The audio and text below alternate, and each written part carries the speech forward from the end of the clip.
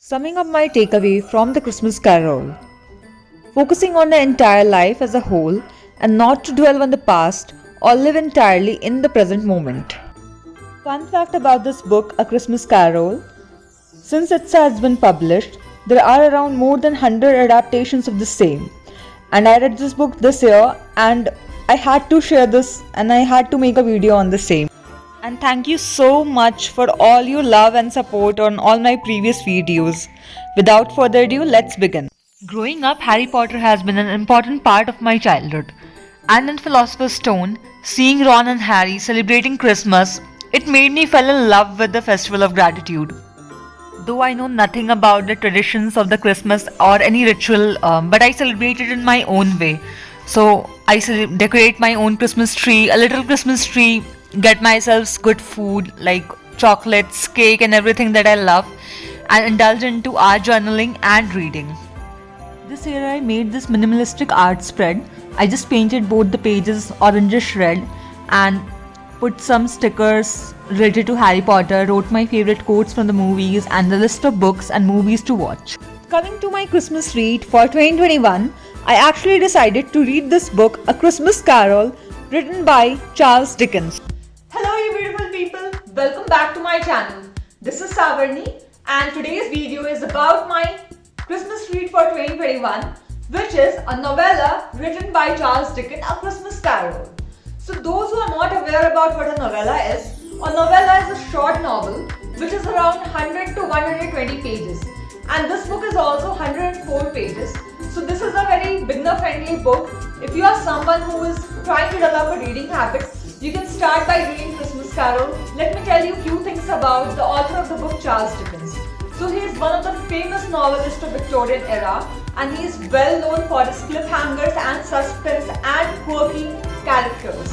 He is one of the most renowned and beloved authors of all times, and he is really famous. Like, he is one of the authors who were actually famous during their lifetime.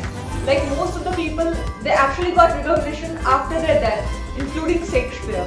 But Charles Dickens got famous in his early age, and he's famous for writing Oliver Twist, A Tale of Two Cities.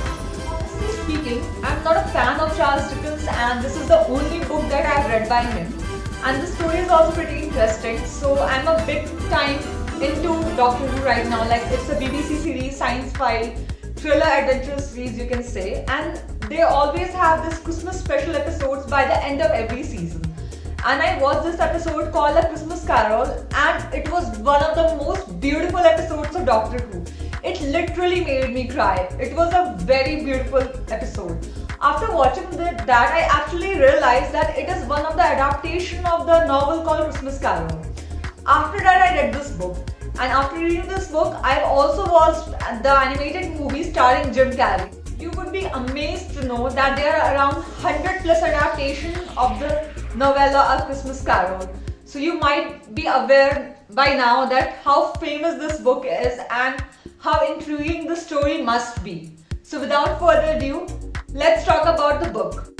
So the story starts from Scrooge, who is a very greedy person. He is extremely money-minded and is very, very unkind towards almost everyone. And when I mean everyone, I mean everyone, including his nephew and colleagues and people from church and poor people singing Christmas carols. As the story proceeds, we get to know that exactly on the Christmas Eve, around 7 years ago, Jacob, who was the only friend and business partner of Scrooge, died. And it made no difference on Scrooge, and he was the exact same person that he was before. Money-minded businessman who was very kind towards everyone else.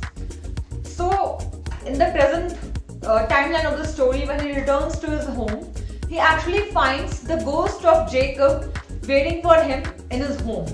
And Jacob's ghost actually was all tied up with a lot of chains, and there were heavy weight that he was actually dragging with himself. And he actually told Scrooge that he is wandering in this earth even after he has died because of his sins, because of how ungrateful and how unkind he was. And if Scrooge won't make any changes in his behavior, he would end up the same. And also that there will be 3 ghosts that would be visiting Scrooge as the story proceeds. The ghost of Christmas past visited Scrooge and he actually showed him his childhood and the place where he was born and brought up, his school, his sister and everything, and it made Scrooge smile. The second ghost, the ghost of Christmas present, showed him the ongoing Christmas Eve. He actually showed him his clerk Bob celebrating with his family, his nephew Fred, and the whole of the town. The last ghost actually showed him the consequences of his behavior and his attitude in his past, present and future, and actually made him regret. Later when Scrooge woke up, he was alive and his behavior changed.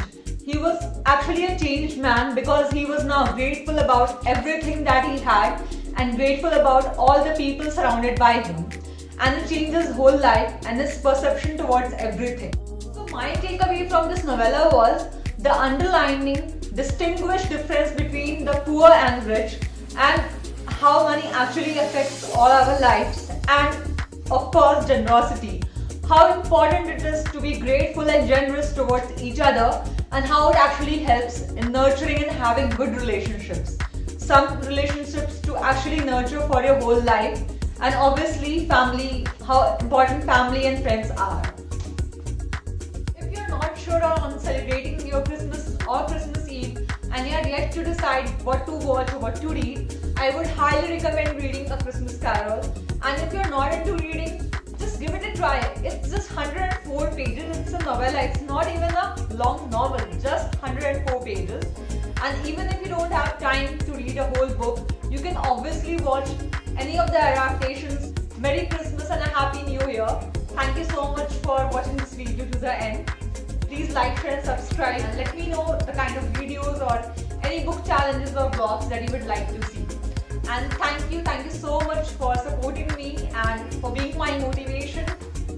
We'll see you in the next video. Till then, Merry Christmas and take care.